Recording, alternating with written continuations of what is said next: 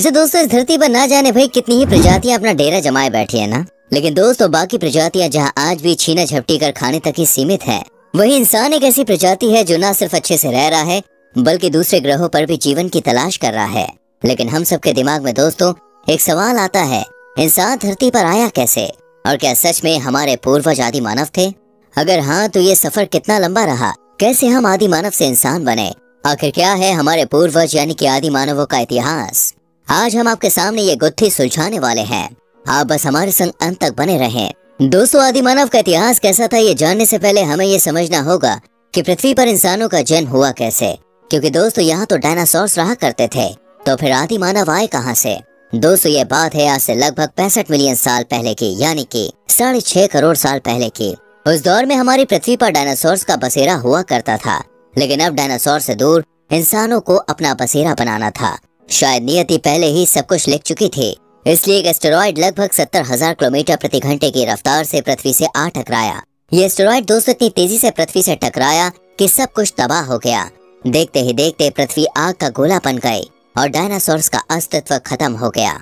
सिर्फ डायनासोर्स ही नहीं दोस्तों, इस महाप्रलय में लगभग 90% जीवों की प्रजातियों ने दम तोड़ दिया। सिर्फ 10% ही जीव इस धरती पर बचे। इनमें से सिर्फ वही जीव बचे जो 30 किलोग्राम से कम वजन के थे। डायनासोर्स का अंत एक नए जीवन की शुरुआत थी। अब धरती पर मैमल्स की प्रजाति ने फिर से जीवन शुरू किया। जिंदा रहने के लिए इन्होंने सब कुछ खाना शुरू कर दिया था। इतने बड़े महाप्रलय के बाद अब धरती नॉर्मल हो रही थी, फिर से हरियाली आ रही थी।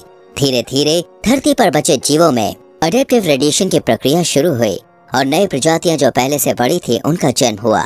आज से लगभग 5.5 लाख साल पहले एओसिन एपोक में बंदरों की प्रजातियों ने धरती पर कदम रखा। यह संकेत था कि अब धरती पर वो प्रजाति दस्तक बनने वाली है जो सदियों तक अपने तेज दिमाग के लिए पहचानी जाएगी। बंदरों की इस प्रजाति में दोस्तों एक जरूरी बदलाव देखने को मिला। दरअसल इससे हमारे सामने जितनी भी बंदरों की प्रजातियां थीं, वो सभी चारों पैरों पर चला करती थी। लेकिन इन बंदरों के स्पाइनल कॉर्ड को दिमाग से जोड़ने वाला जो होल, जिसे आप फोरमैन मैग्नम कहते हैं, वो शिफ्ट होते होते सेंटर तक पहुंच गया। इससे हुआ कुछ ऐसा कि यह पहली प्रजाति बनी जो सीधे चलने में कैपेबल थी। लेकिन अभी ये अपने शरीर में हुए इस बदलाव को पहचान नहीं पाए थे, इसलिए ये ज्यादातर मस्ती में पेड़ों पर झूमने के लिए या यूं ही कभी गलती से सीधे खड़े होते, जबकि शिकार आदि के लिए ये बाकी बंदरों की प्रजातियों की तरह अपने चारों पैरों का इस्तेमाल किया करते थे। धीरे धीरे पृथ्वी अपना रुख बदल ही रही थी दोस्तों। अब वो सभी हलचलें होनी शुरू हो गई जो हमारे फ्यूचर के लिए बहुत जरूरी होने वाली थी। ये बात है आज से लगभग 4.7 हजार साल पहले की, जब पृथ्वी के वातावरण में लगातार बदलाव होने शुरू हो गए। इन बदलावों के चलते धरती की टेक्टोनिक प्लेट्स में हलचल हुई और हमें वो भाग मिला जहां आज हम भारतीय रहा करते हैं। टेक्टोनिक प्लेट्स में दोस्तों हलचल की वजह से इंडिया एशिया महाद्वीप की तरफ बढ़ने लगा और जब इन दोनों का टकराव हुआ तो हमें दुनिया की सबसे ऊंची चोटी यानी कि हिमालय पर्वतमाला मिली। अब ये बात तो आप सभी जानते ही होंगे कि हिमालय मतलब जीवन का नया आधार एक तरह से शुरू हो चुका था। हिमालय पर्वत श्रेणी की वजह से हुआ ये कि हवाओं ने अपना रुख बदल लिया और हवा का रुख बदलने से हुआ ये कि बड़े बदलाव हुए। हवाओं के रुख बदलने से दोस्तों बर्फ जो थी वो पिघलने लगी और पिघल कर गिरने लगी। पिघलती बर्फ आने वाले समय में विशाल नदियों के रूप में निकल कर आई। आज से लगभग 2 से 3 करोड़ साल पहले ओलिगोसिल एपोक में दोस्तों एक बड़ा परिवर्तन देखने को मिला। इस समय बड़े बड़े पेड़ों की संख्या घास के मैदानों ने ले ली। इसे ग्लोबल कूलिंग कहा गया। अब धरती पर ऐसे जीवों ने जन्म लिया जो खुले मैदान में रह सकते थे। यहीं से हमें बिग कैट्स जैसे शिकारी जानवर भी मिले जो दूसरों को मार कर खाने में सक्षम थे और हमारे पूर्वजों की झलक भी देखने को मिली। लगभग दोस्तों 1 करोड़ साल पहले तक धरती पूरी तरह से वो रूप ले चुकी थी जिसमें इंसान बस सकता था। आज जैसे पृथ्वी को हम देखते हैं वैसा रूप 1 करोड़ साल पहले तक लगभग तैयार हो चुका था। सभी महाद्वीप भी अपनी अपनी जगह पर पहुंच चुके थे। लगभग 40 साल पहले हमारी पृथ्वी में दोस्तों फिर से हलचल हुई। टेक्टोनिक प्लेट की हलचल से ईस्ट अफ्रीकन रिफ्ट वैली का निर्माण हुआ। इस पर्वत श्रृंखला ने यहाँ के जंगलों को हवा और पानी से दूर कर दिया, जिस वजह से यहाँ के घने जंगल सूखे मैदानों में तब्दील होने लगे, जो कि यहाँ रहने वाले एप्स के लिए एक खतरा था। ये एप्स हमारे दूर के पूर्वज हैं जो वजनी थे। इन्हें पैरोला पैथिकस या पैरोला कहा जाता है।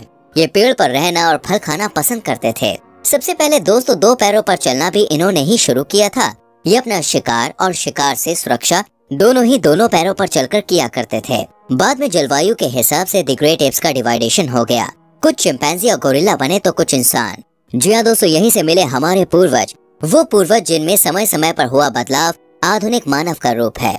इस दौर में हुआ यूं कि बारिश ने धरती से मुंह मोड़ लिया अब क्योंकि बारिश नहीं थी तो पेड़ों की संख्या लगातार घट रही थी, इसलिए इन्होंने धरती पर कदम रखा। इन्होंने यानी एडिपेथिकस रेमिडस यानी हमारे वो पूर्वज, ये हमारे वही पूर्वज हैं जिन्होंने पहली बार धरती पर कदम रखा था। दरअसल दोस्तों, जब एडिपेथिकस रेमिडस को खाने के लिए नहीं मिला तो इन्हें पेड़ों से दूर जमीन पर आना पड़ा। ये खाने की तलाश में पेड़ों से उतरे थे और 2 पैरों पर चलने में सक्षम थे। इनका दिमाग सिर्फ एक संतरे जितना ही था। ये 4 फीट तक लंबे थे, जो चलते चलते खाने और दूर तक नजर रखने का काम करते थे।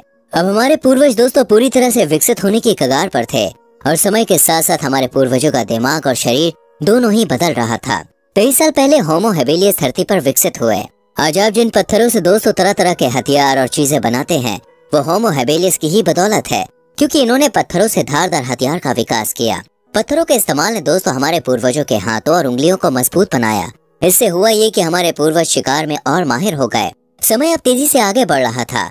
इसी रफ्तार के साथ हमारे पूर्वज भी बदलते जा रहे थे। दिमागी विकास ने अब हमारे बीच लाकर खड़ा किया होमो इरेक्टस को। दोस्तों, आपने बचपन में पढ़ा होगा कि आदि मानव एक दिन पत्थरों से कुछ काम कर रहे थे कि तभी पत्थर ने पत्थर से टकराकर चिंगारी दी, जिससे हमारे पूर्वजों ने सोचा कि चिंगारी क्या है। बाद में यही चिंगारी आग के रूप में दोस्तों निकलकर सामने आई। जी हाँ फ्रेंड्स, बाकी जानवरों से कई गुना ज्यादा होशियार होमो इरेक्टस ने ही आग की खोज की थी। आग का आविष्कार इनके लिए सबसे बड़ी खोज था, क्योंकि आग के बदौलत ये अंधेरे में रोशनी कर सकते थे।